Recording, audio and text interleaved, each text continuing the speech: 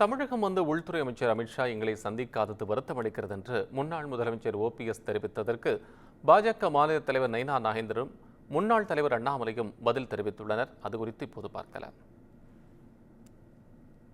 மாண்புமிகு மத்திய அமைச்சர், நீங்கள் எல்லாரும் எதிர்பார்க்கிற கேள்வி, உள்துறை அமைச்சர் அவர்கள் இங்கு வந்திருந்தார்கள், ஏன் உங்களை அழைக்கவில்லை என்று நீங்கள் எல்லாரும் கூடி பேசி அந்த கேள்வி அவர்கிட்ட கேட்கணும் நீங்கள் பேசிக்கிட்டு இருந்தீங்க. அதை நானும் கேள்விப்பட்டேன்.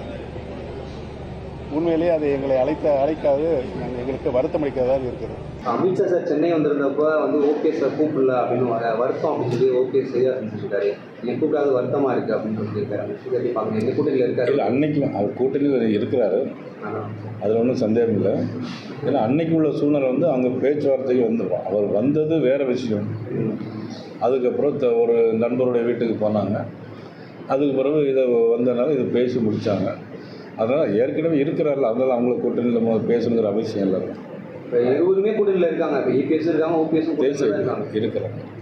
ஆனால் நேற்று OPS ஐயாவுடைய பத்திரிகையாளர் சந்திப்பை நான் பார்த்தேங்க ஐயா. அதற்கு எங்களுடைய தலைவர்கள் இருக்கிறாங்க, பதில் சொல்லுவாங்க. நான் இந்த கூட்டணி இதுக்குள்ளே நான் போக விரும்பலை. ஒரு விஷயத்தை நன்றாக புரிந்து கொள்ள வேண்டும்.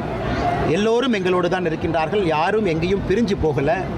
அதனால் நம்முடைய கூட்டணியை பொறுத்தவரை அது வலுவாகத்தான் இருக்குது.